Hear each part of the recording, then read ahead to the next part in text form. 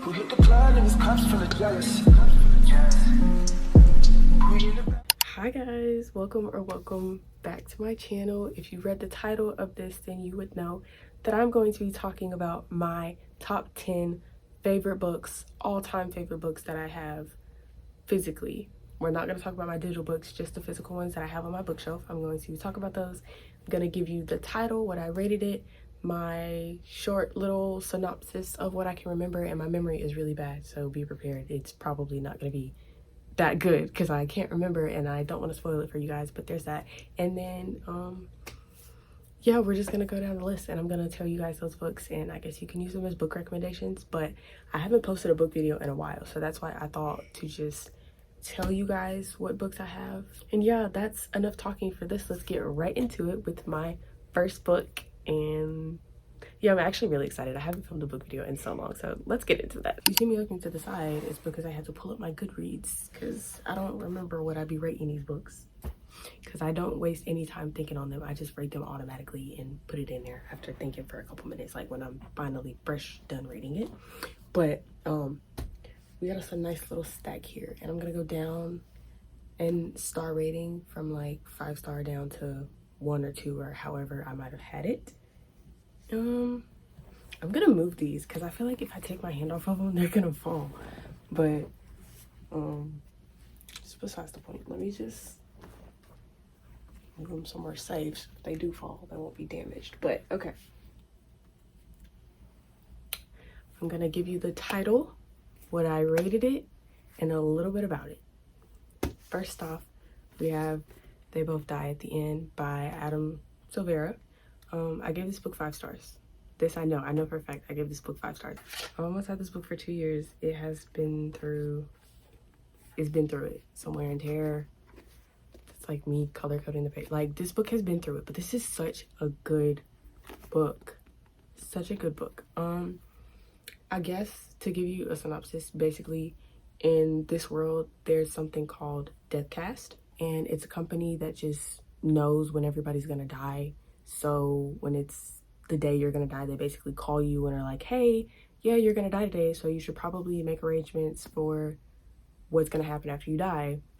Sorry, we're gonna miss you. One day they call one of the main characters, his name is Mateo, and Rufus. They both get the call they're gonna die.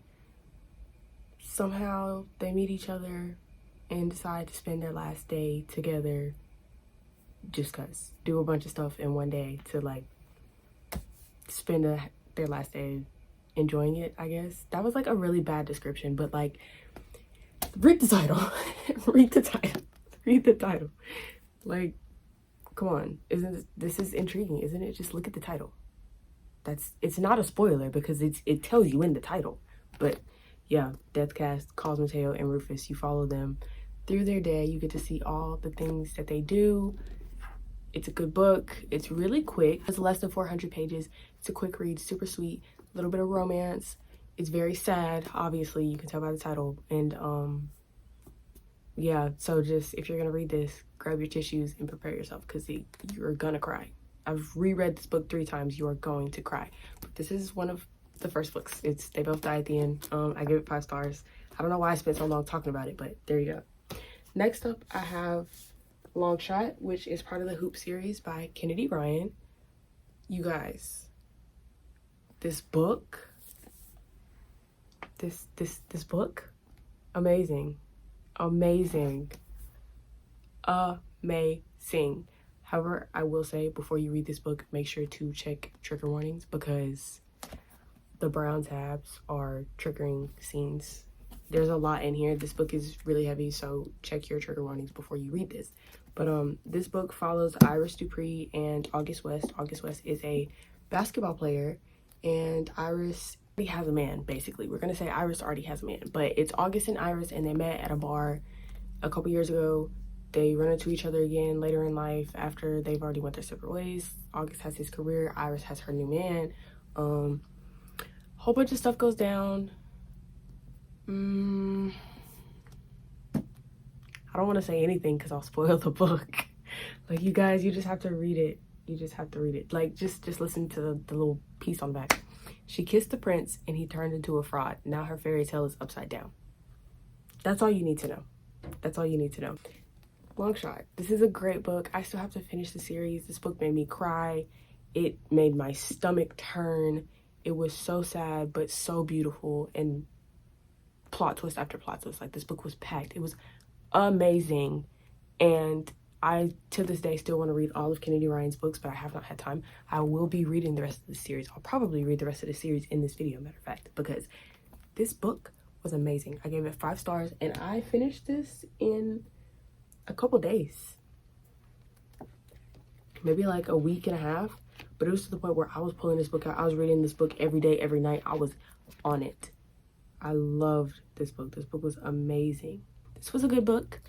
It is 451 pages, so it's a little bit over 400, not quite 500, but it is a really good book. It was a fast read for me, and I will scream about this book from the rooftops until everybody in the world reads it, because this book was amazing.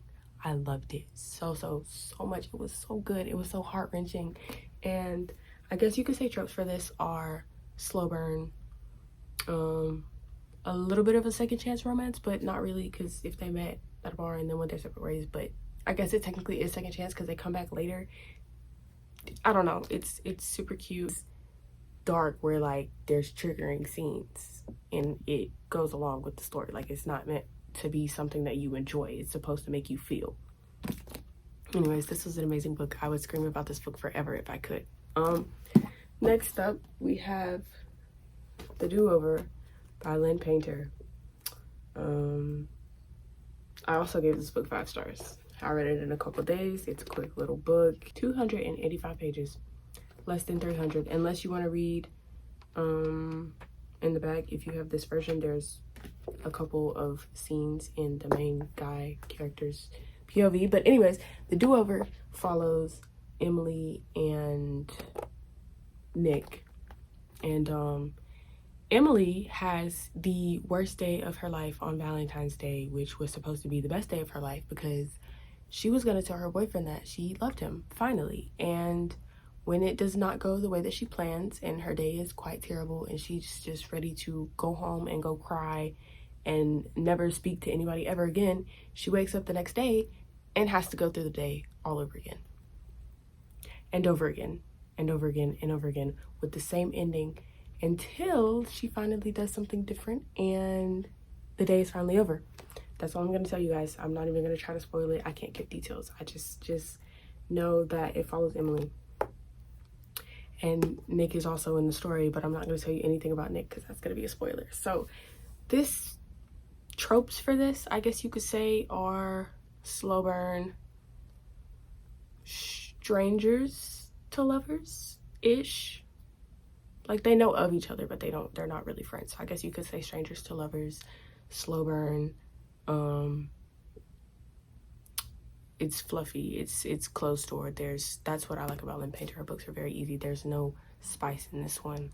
You might get a cute little romantic scene, like a kiss or something, after 200 pages, but there's no spice. So super cute, and my book has sprayed edges. I love this book. This is one of my favorites. This is what got me into Lynn Painter, The Do-Over, and then Better Than the Movies. Eat these two up. I love Lynn Painter. Love it. Next, this is Light Lark by Alex Astor. It follows Isla Crown. I can't really tell you that much about that. There's what, 6? I think there's six realms. Okay, yeah. You have Wildling, Starling, Skyling, Moonling, Sunling, and Nightshade. That's all I'm gonna tell you about that. There's 6 realms. Think Hunger Games, but make it meet Avatar. And they're all Avatar realms are fighting. And when I say Avatar, I mean Avatar: The Last Airbender, not Avatar with the blue people. But think all of those realms are in a Hunger Game-esque battle, and it's called, what, the Centennial? Yeah, I think it's called the Centennial, I think, yeah.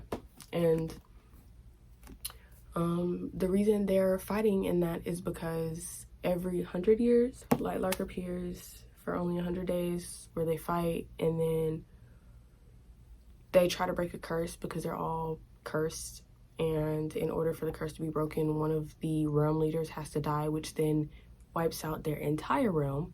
So they do that, and you get to follow Isla while that happens. And it's a good book. I'll tell you guys right now, this was a great book. I gave this book 4 stars actually. I feel like the only reason I did not give it 5 stars was because it was a lot of back and forth between the main character and the 2 love interests. But overall, it was a really good book. I really did like this book. I read this pretty fast actually.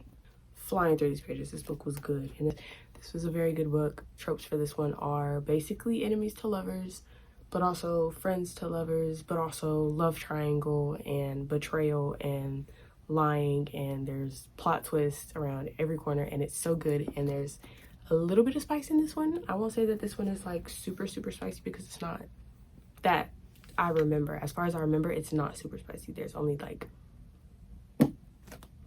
a little, and it's not even like in grave detail, so it's not that bad. But yeah, there's Light Lark by Alex Astor. After Light Lark, we have Nightbane. I had to wait months for this book to come out when I finished this book, because I picked this up not knowing it was a series. I didn't know anything about this book. Now here we are, and I'm still waiting on the 3rd book to come out. This is Nightbane, also by Alex Astor. It is the same characters, it's just the sequel to the book. I can't tell you anything because you have to read the 1st book in order to understand, because if I tell you anything in this book, it's gonna spoil the plot twist in the 1st book. But I'll just read you the little piece at the top. It says, "You were once the bane of my existence, and now you are the center of it." So let's say this one is more focused on the love triangle from the 1st book, but there's still all of everything that took place in Light Lark still happens here, but this is more focused on the love triangle. This one's more focused on the battle and how they got to that point. I gave these both 4 stars. Great reads. I'm still waiting on the 3rd book. I cannot tell you anything else because I'll spoil it, and I don't want to spoil it. If you guys read it, you need to be just as shocked as I was when I read them. Next, we have The First to Die at the End. I gave this 4 stars. This was the prequel to They Both Die at the End. However, They Both Die at the End came out first. This book, it takes place before They Both Die at the End, and it follows different characters, which is Orion and Valentino. Orion has a heart condition. Valentino was a model, and his career was just starting, and they both get the call that they're gonna die on that day, and so they decide to meet up and spend their last day together. And you follow them just like you follow Mateo and Rufus, and read the title just like you read the title of the last one. It's really sad. It honestly, this one made me cry much more than the 1st one did.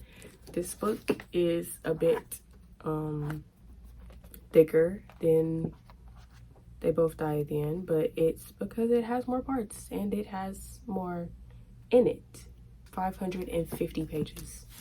Not quite 200, but with all of the background that you get in this story, it does make sense for it to be so long compared to They Both Die at the End, because They Both Die at the End was jumping into it after Deathcast was created. This shows you when Deathcast was created, when they were first sending out calls and all of that. It's a lot of background story. It's so good. I loved it so much. It made me shed a million thousand tears, and I cried. So again, this one is kind of sad. Slow burn, I guess you could say, just a little bit. And strangers to friends to lovers. It's great. I love it. It's great. Oh, and keep in mind that this book and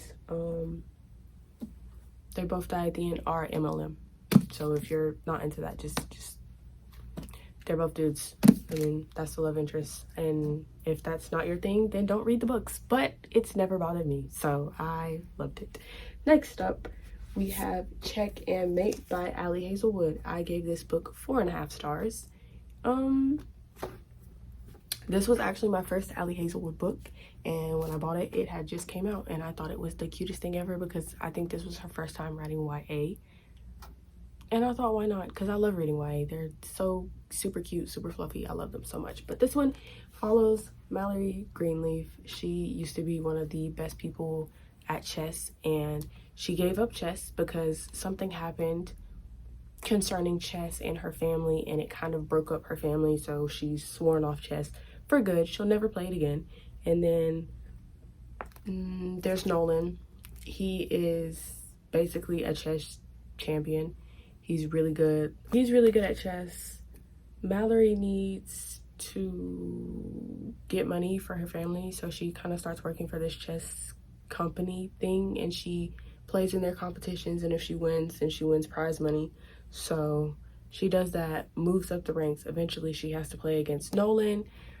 Something happens during their match and it changes everything. That's all I'm gonna tell you. Tropes for this one are not enemies to lovers, let's say rivals to lovers, because they did have to battle each other. Rivals to lovers, slow burn, a little bit of close door, but there's like at least 1 or 2 scenes, I want to say, but it's a really good book. I really enjoyed it.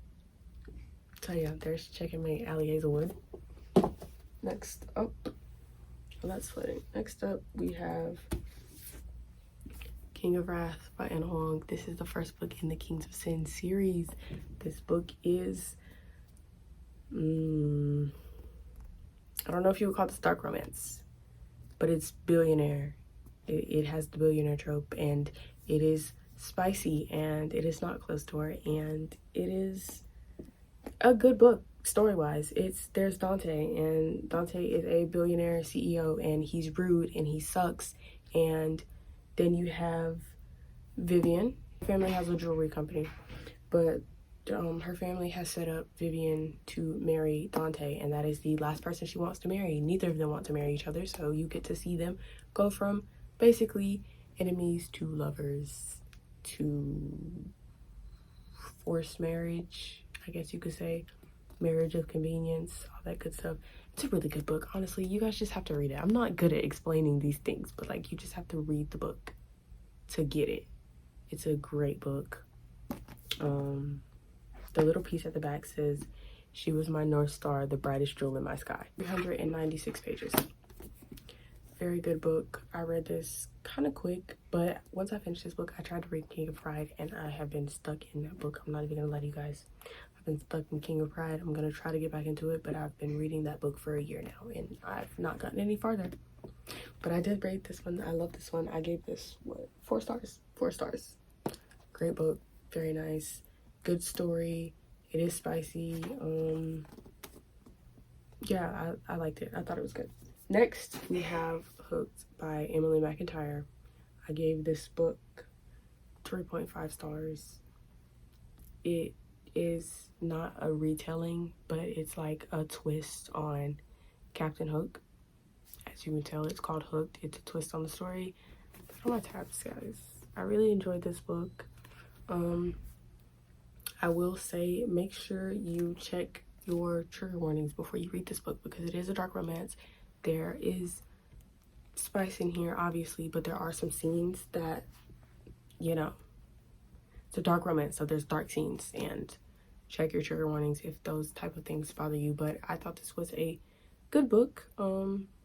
It follows James, which is Hook in this story, as an enemy who is Peter Michaels, owns an airplane company, which that's what ties him into Peter Pan, because his name is Peter Michaels, but he has airplanes, so he can like fly like Peter Pan could with the shadow, whatever. Peter has a daughter, Wendy, and James decides he's going to use Wendy to get to her father and off her father once he gets in good with her. You follow him working on his revenge plan to get back at Peter for what happened in the past to James.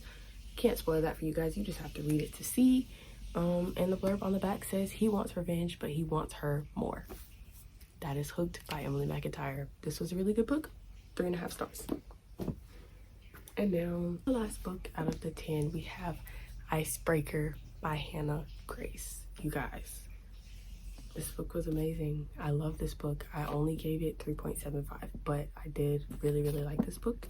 There's lots of annotations in here. I wrote in here a good little bit on basically every page. There's a lot in here. I don't know if you can see it, but baby, I was writing. I was right. Here you go. Here you go. I was writing. I was marking up the pages, and it got to the point where I cracked the spine, you guys. I don't crack spines on my books, but I cracked the spine on this one because it was just that doggone good. This is a college sports romance. It follows Anastasia and Nathan, and Anastasia is an ice skater, as you can see. Nathan is a hockey player. It is basically enemies to lovers, slow burn. It's spicy, it's sports romance, it's hockey times ice skater. Mwah. College romance. I loved it. This was such a great book. I read this last year, and while I did not rate it 5 stars, I did really enjoy my time. The only reason it didn't get 5 stars for me was because while I remember the characters and I loved the story, it wasn't a book that I was going to be thinking about every day for the rest of my life like I do with like They Both Die at the End or Light Lark and Nightwing. So this only got 3.75, but it was still a very good book and I really enjoyed it. Yeah, so those are my top 10 favorite books. Did a lot of talking about the books, and here's all of them right here. Very nice, very lovely. That's the end of this video. I hope you guys enjoyed it. I hope you read some of the books that I showed you, and if you do read them or have read them, please let me know. Comment this emoji because we're talking about books. We talked about books. We loved it. It was great. It was nice. I kind of post about books on my TikTok, so if you guys want to see that, you can click the link in my description where all of my socials are. I'm also making my shops. I don't really have anything else to say. I hope you guys enjoyed this video, and I hope to see you in the next one. Bye. Love you. Have a good day.